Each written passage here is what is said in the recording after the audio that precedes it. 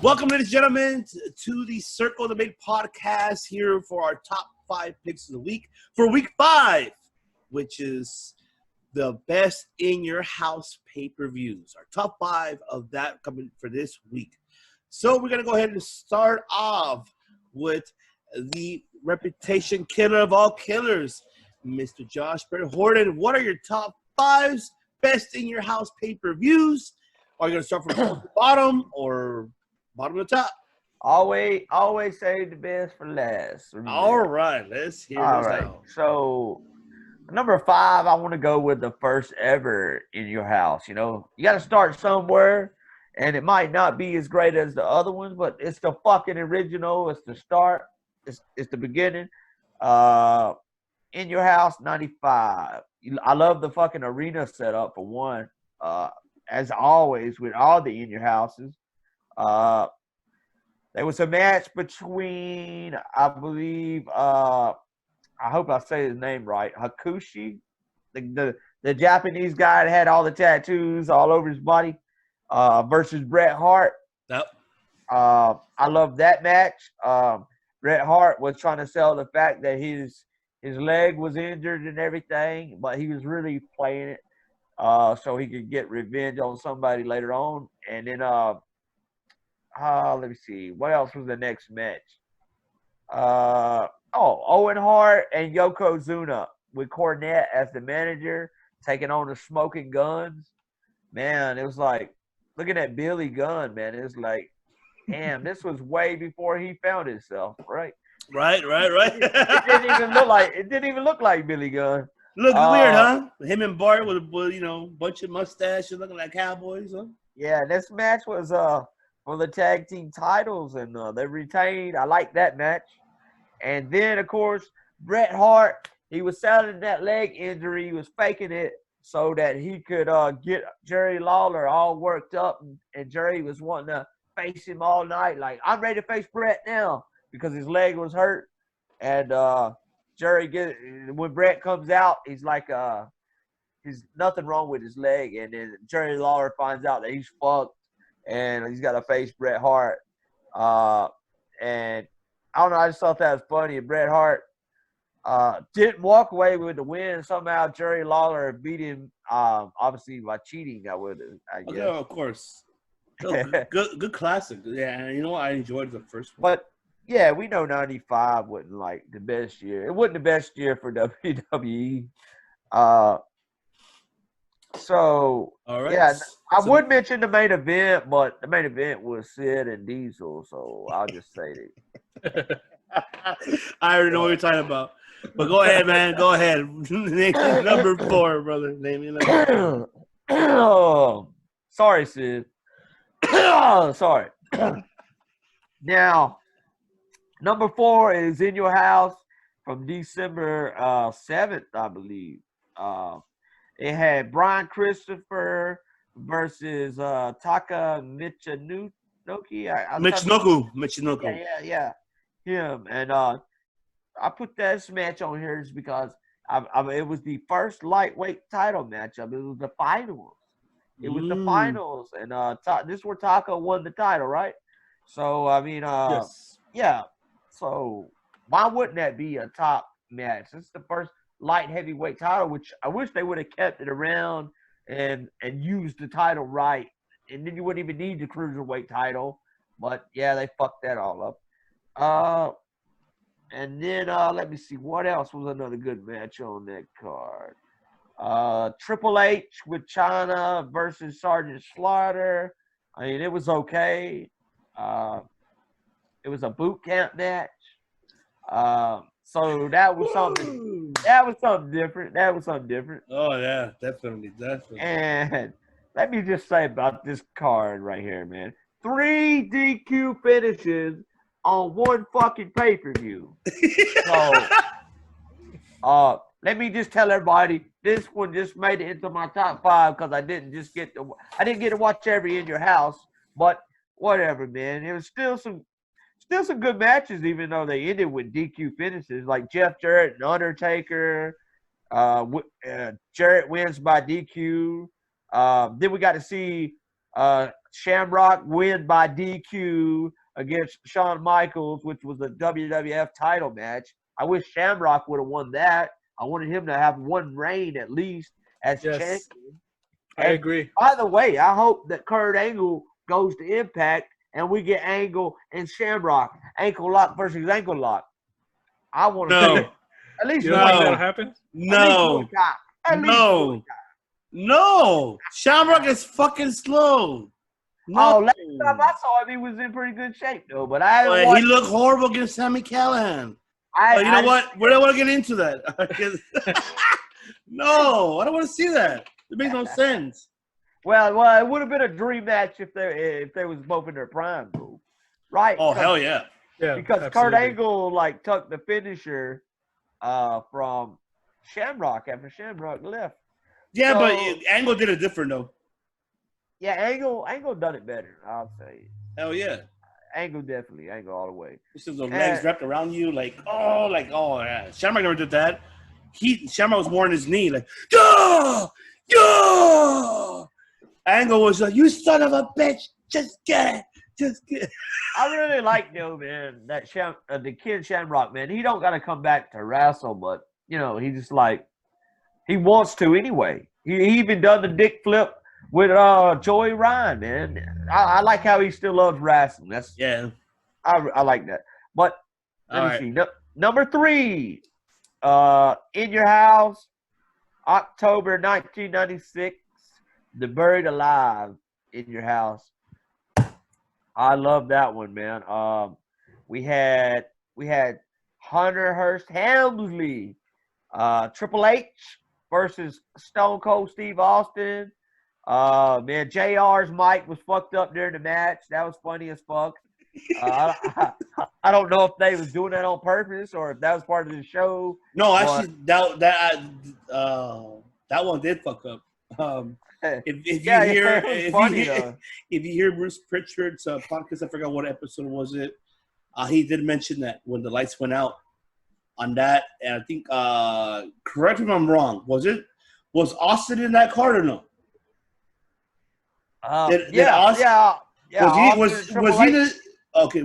Was Austin fighting Savio Vega at the time or no? I don't know. He had a match with Triple H that night, but I don't know if he was fighting Savio. Okay, yeah, never mind. Okay. That's different. But go ahead. Let's see. That was before Triple H and Stone Cold really even got over because Stone Cold he hadn't really won over the fans yet as a badass yet right then either. Okay, then the second match I liked on that card was, of course, I got to shout out to the Smoking Guns again with tag team title opportunity against the British Bulldog and Owen Hart. Of course, they come up short, did not win. Then also, let me see, what would I want to go with next here? I believe the final one, although I did love Sid versus Vader. I like that match. I like Mark Mero versus Goldust. But Mankind versus The Undertaker in the Buried Alive matchup. I mean, they started brawling from the start of the match. And Taker had those purple gloves, man. That's what he needs to wear in his last match. Bring him back one more time, Taker. Bring him back one more time. And, of course, we know Taker won the match. And then at the end of the match, somehow Mankind and all these other wrestlers jump Taker, throw his ass in the grave, bury him alive. And then at the end of the pay-per-view, you see Taker's hand come up out of the grave and it goes off. So yeah, man, that was I like the ending of that. I don't know how they done it. Nobody to this day. The only one that does know is Bruce Pritchard, but he would never say it.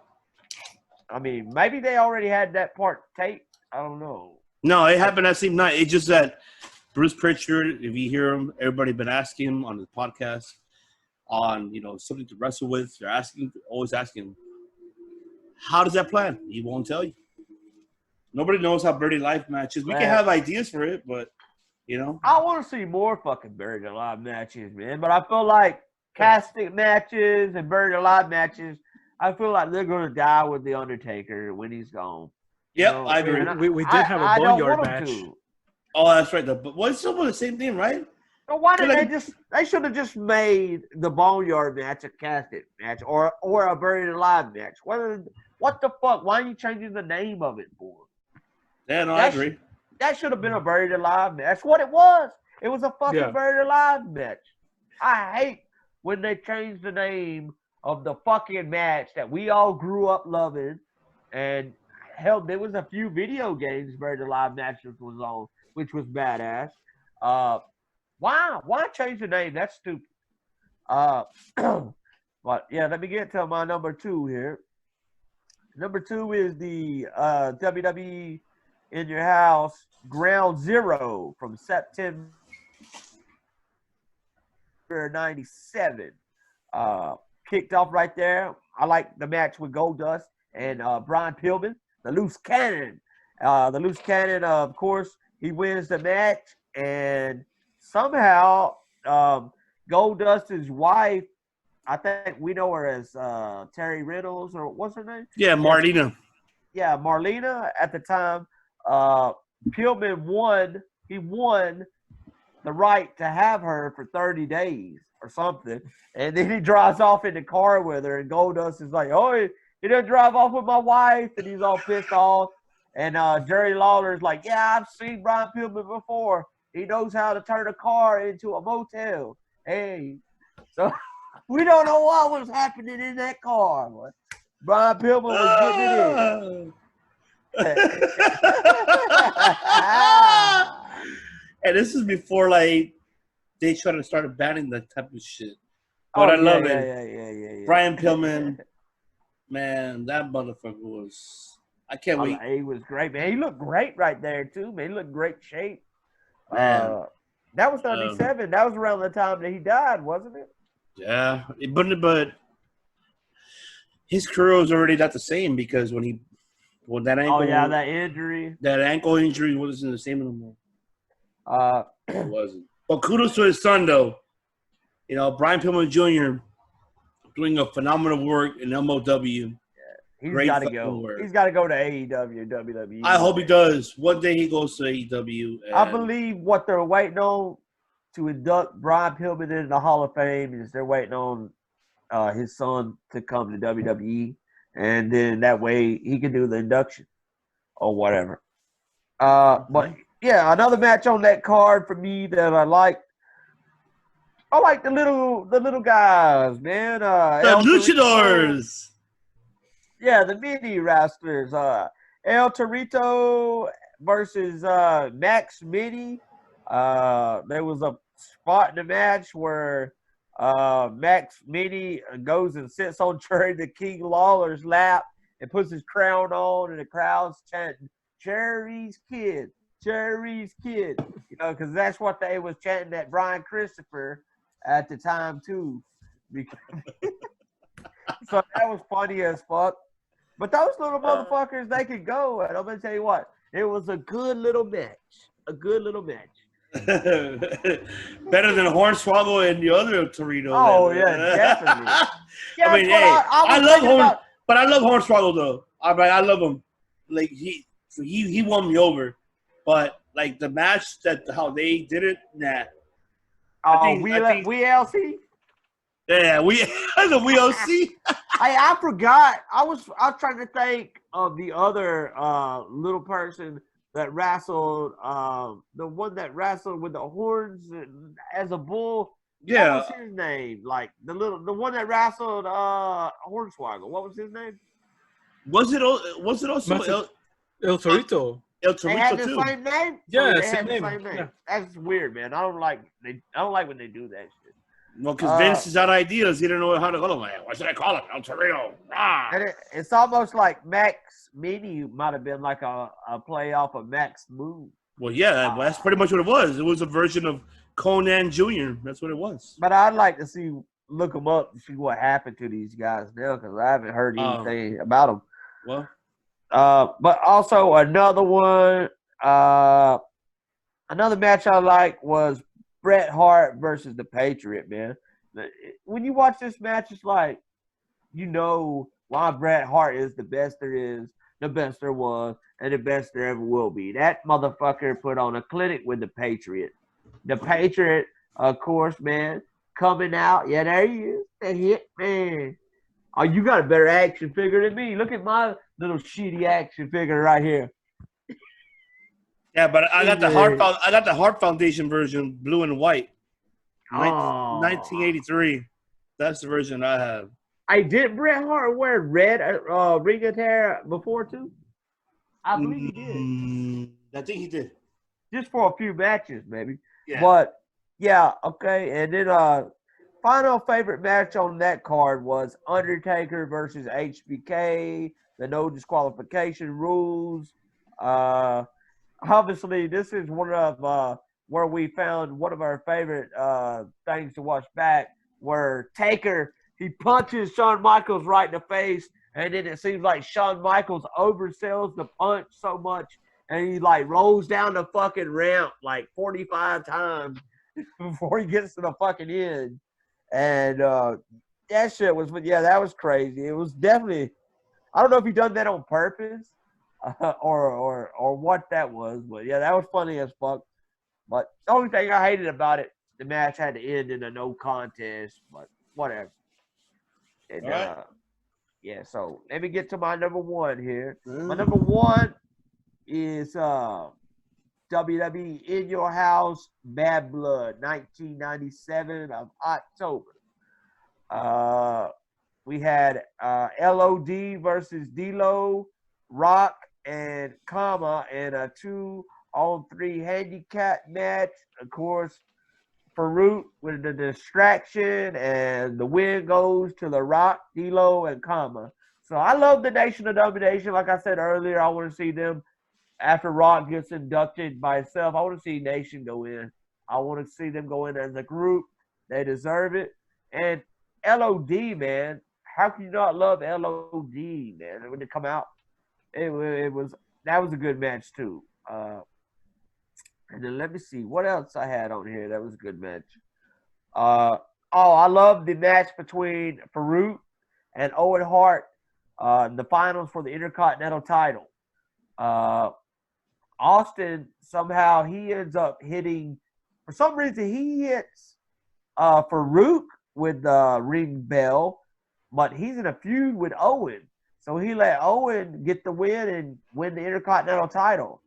But I don't know. I can't remember how that storyline went. I think it was because Austin wanted Owen to win the title so he could be the one to come back, whoop his ass, and take it from him. Pretty much. I think that's what it was. Was that how it went? Yeah. That was the feud that they had. And but then, I don't recall which I don't know what feud. That was 98. So Austin got hurt. 97. That's 97. Was it 97, right? Wait, hold on. Bad Blood was it 97?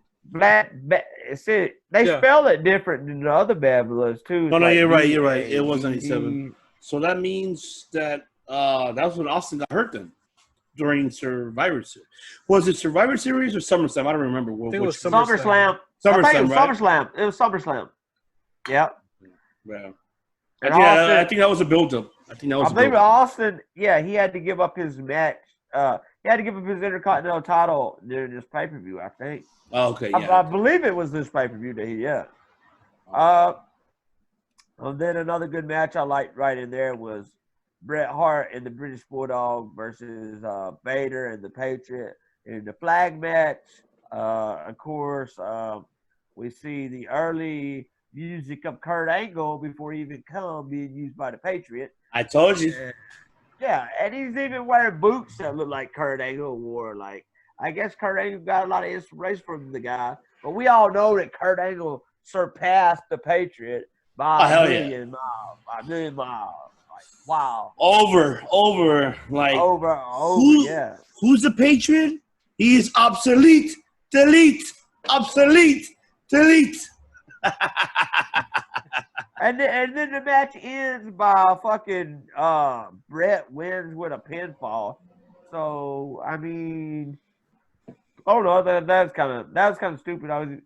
just go grab the damn flag, you know. But whatever, it was still a good match. And my final favorite match from that number one pick, Shawn Michaels, Undertaker.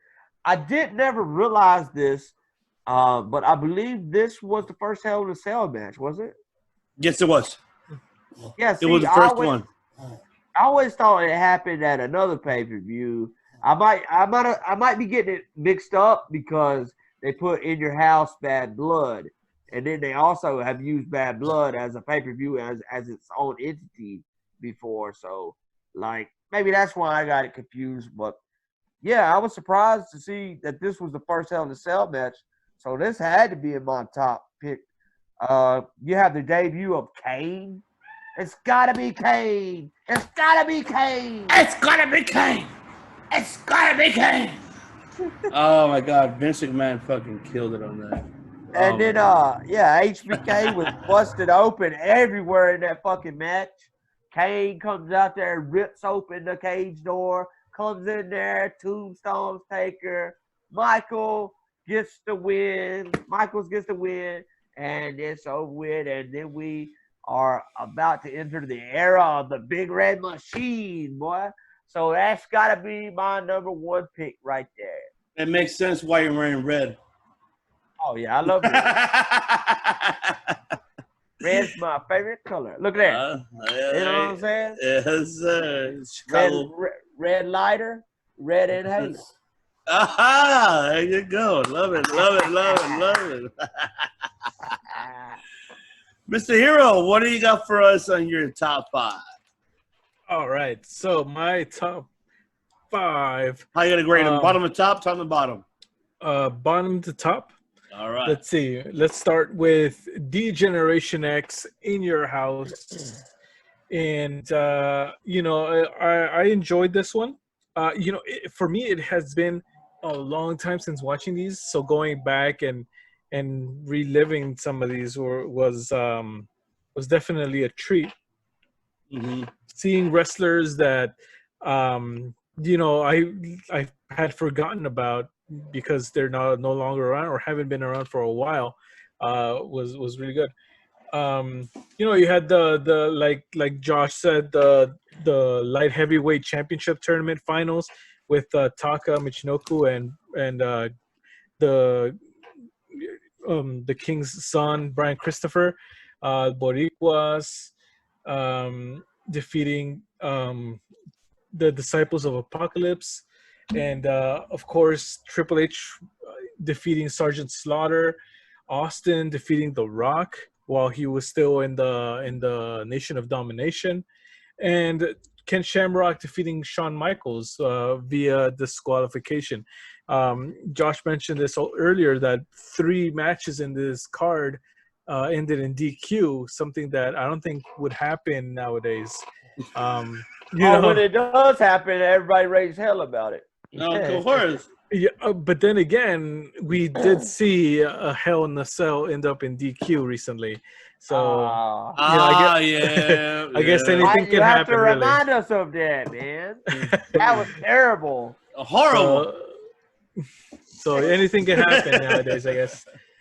Number 2, or 4, I should say, would be Breakdown, In Your House. I liked for me, my favorites have been from 97, 98, and 99. Yeah. I didn't really get to live through the earlier ones, or I was alive, but I wasn't a fan at the time. I didn't start watching till 97, man, December, so I missed out on all those. So going back and like seeing these I went back and rewatched some of my favorites. Let's see, Kane and Undertaker defeated Austin. I remember being confused because I was a kid at the time. I saw both of them pinning Austin, and I thought, well, wait a minute, like was that it? Is that the end of the match? But yeah, so the stipulation was that Kane and Undertaker could not pin each other. And all of it being a ploy of Mr. McMahon to to get the belt off of Stone Cold. You know, so that number 4. Number 3, which is one of the very first pay-per-views I ever saw. You know, as it was broadcast, was Rock Bottom in Your House. I like. Wait, is that an In Your House pay-per-view?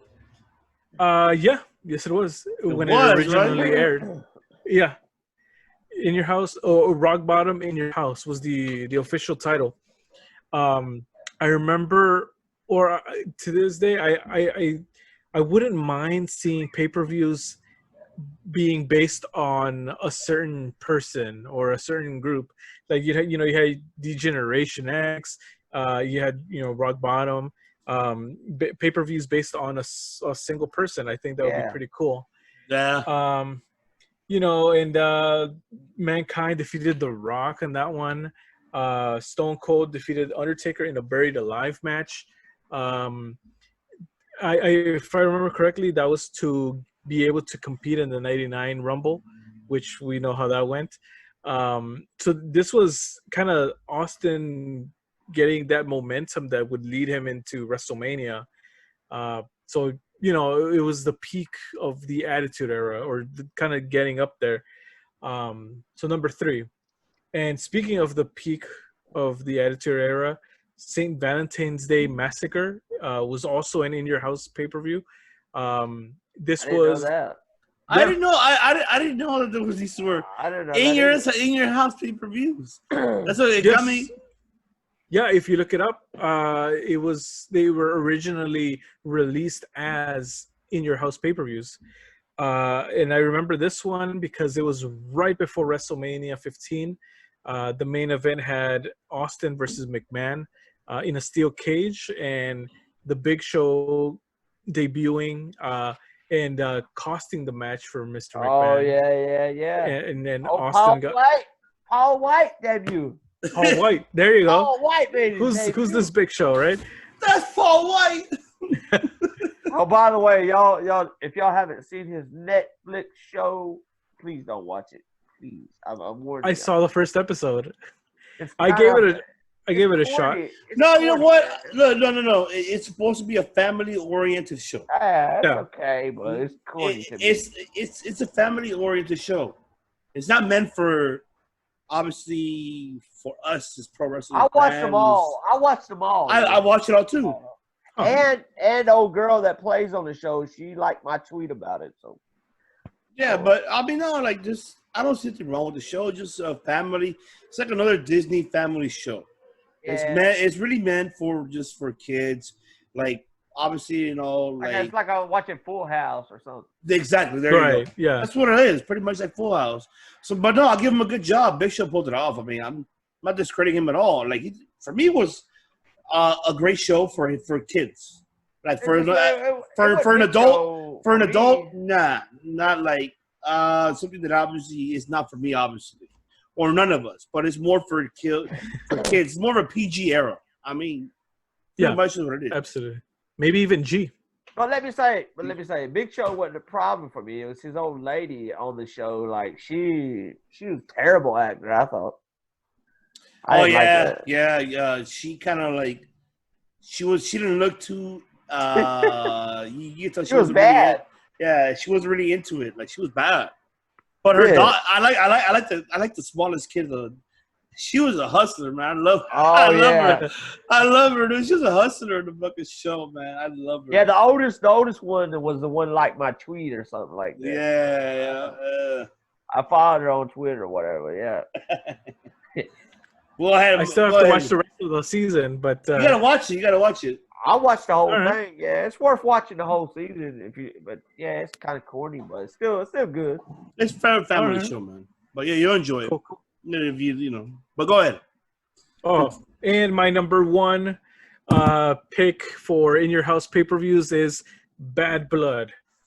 To me, this one will always stand out because of having the first Hell in a Cell Great Kane minds. debuts.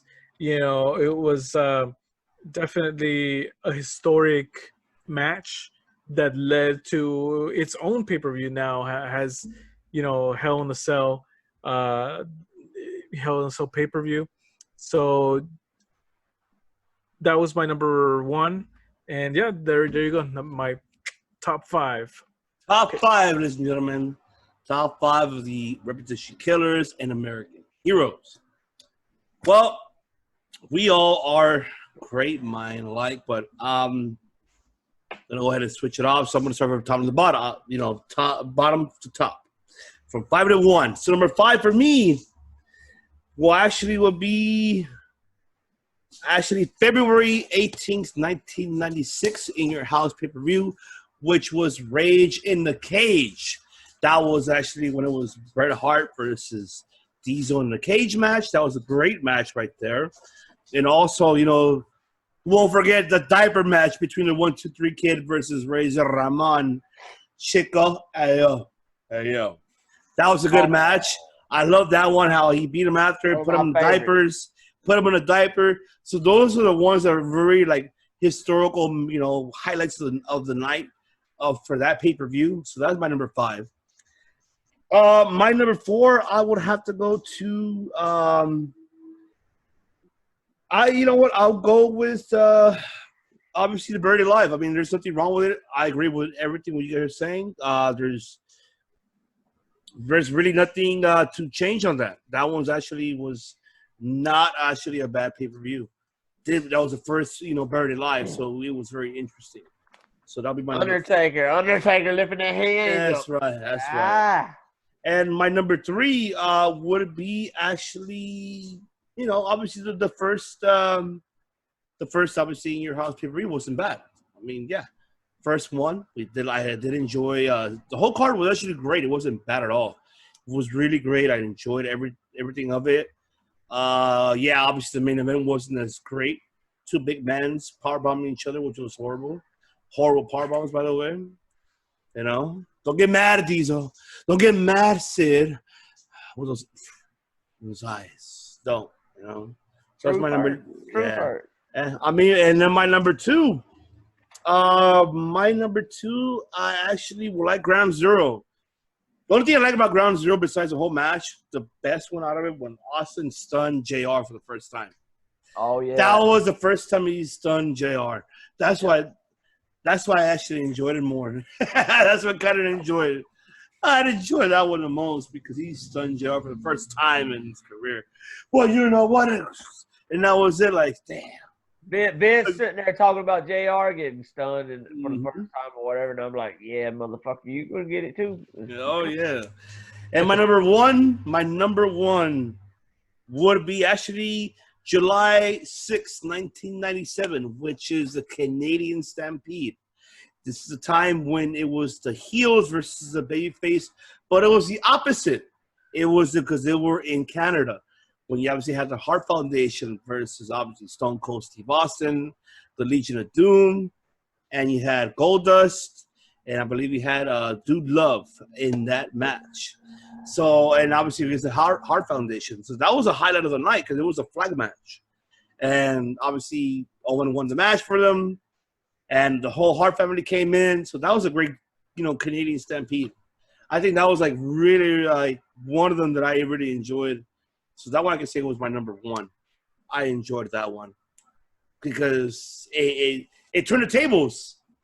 You have to understand. It turned the tables between the babyface and the heels. When you go to different state, and it made now the heels are the babyfaces, and the babyfaces are healed. So I loved it.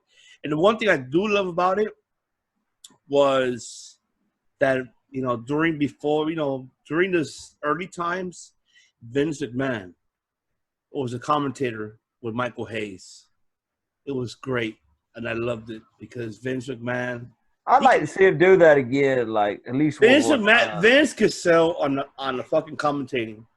I forgot to bring up this though. There was one of them that damn it, I can't remember which pay-per-view I was talking about on the top 5 here.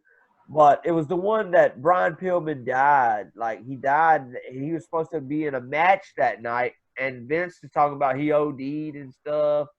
And he's giving everybody an update on it. And he actually says Brian Pillman OD'd on air. Like, they wouldn't do nothing like that now. So I mean No. that was crazy, man. I forgot. That's what I forgot to mention, man. They should have when they had that. It was the one that had that flag match on. They And I should have was, let. no. It couldn't be Canadian Stampede because he was there. He was Oh, there. it was the one where no, because I didn't pick Canadian That Stampede. was Bad Blood. Yeah, Bad Blood, I believe. Oh, then there was Bad Blood is when he died. That's what I'm saying. Like they should have let Bret Hart and British Bulldog like do a tribute match to him or something. Like instead of replacing, instead they had like the little people do a tag team matchup to replace the Brian Pillman versus Dude Love match that was supposed to happen. But yeah, But also, I just want to mention this as a hollow. Like, I want you guys to agree on this or not.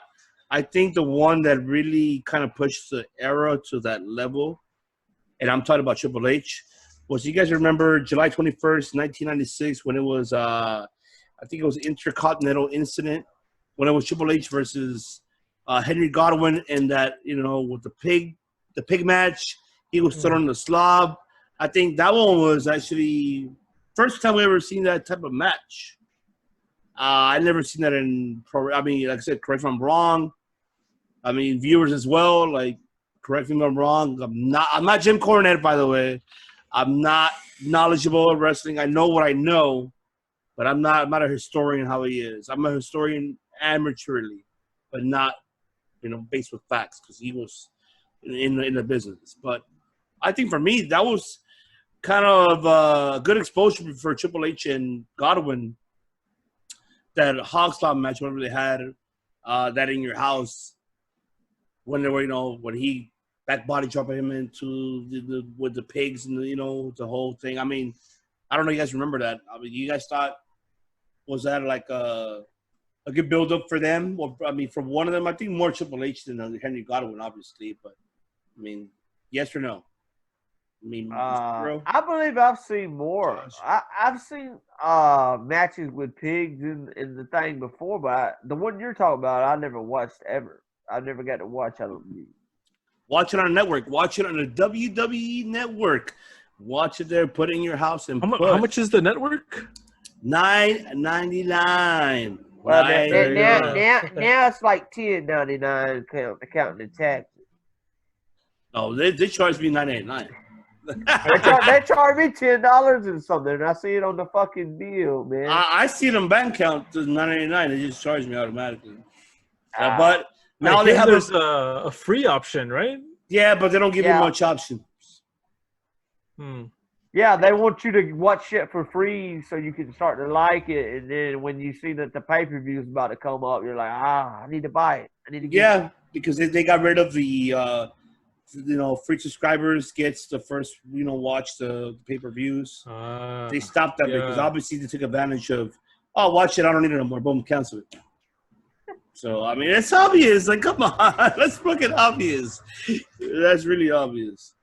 But I'm glad. Hey, not a bad top 5, but obviously we all enjoyed it because they bring us back to our childhood memories. Because it's like, wow, very instant classic. Especially how you were saying, Mr. Killer, about how the tag team was, and the tag team back then was actually great too. And which I want to mention, obviously, who was Mr. In Your House? Mr. Killer will tell you who's Mr. In Your House. So go ahead and tell him who was a Mr. In Your House. HBK for me. Okay. All day, man. Look at this with Undertaker. I mean, come on. Oh. For me, Mr. In Your House, we were talking about it earlier, I feel like, and I agree with you. Well, another one will be Owen Hart. I think Owen Hart is another Mr. In Your House. That's another one right there. He was at almost all of them. He was at a lot of them. Oh, yeah. Mr. Hero, who do you think was Mr. In Your House that you remember? For me, HBK. HBK, that was his era, Yeah. Oh, yeah, definitely. Yeah, but yeah. That was his era. I think that was when the Clique was getting over already at that time. So that was their era. The Clique owned In Your House. And he's even organizing the new one that's coming up this weekend. So there you go. By the way, did y'all see Sonny interviewing when you go back and you rewatch the In Your House and you see Sonny And man, how the mighty have fallen, man. I feel sorry for Sonny right now with her recent tweets, but I don't know. Yeah, man. Well, I mean, I don't know. That one, it's hard to say.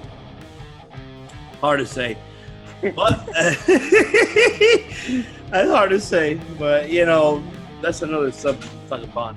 But anyway, ladies and gentlemen, I want to go ahead and kill this off. So we're already done for our top 5 of this evening. Thank you for tuning in and watching. Don't forget to subscribe, obviously, on the right-hand side. I appreciate all the viewers, the subscribers that reached and subscribed. Thank you very much for the love and support. Like I said, if you guys have ideas, have any ideas you want to give us a top 5, comment below. Comment right below and just go and give us any ideas and we will read it and we'll do it. We don't mind. Why not? It's something new. But for something new next week, as we mentioned also on Friday, the next top 5 is going to be the top 5 best tag teams of all time, from present to past. This is going to be a difficult task for each and every one of us because we have grown with the past and the present. So now we got to choose our best top 5 tag teams. See that next Sunday. And also stay tuned for next Friday for our episode 6 of Circle Debate. We'll discuss what happened, the aftermath of the NXT TakeOver that is happening obviously today on Sunday, 4 o'clock Pacific Standard Time and 7 o'clock Eastern Time. And for us to you, our viewers, we're saying good day and good night. Saludos. And we salute you. Thank you for tuning in to our top 5 Circle Debate podcast. Once again, this is IBC alongside Killer. Oh, look at him. Oh. And the American hero, Mike Lopez. We tell you, thank you so much for watching. Don't forget to subscribe to our channel. Subscribe, brother. Subscribe and like and show support because we coming at you every week with some killer ass content weekly. There you go. Weekly. Yeah. Weekly. Buenas noches, everybody. See you next week.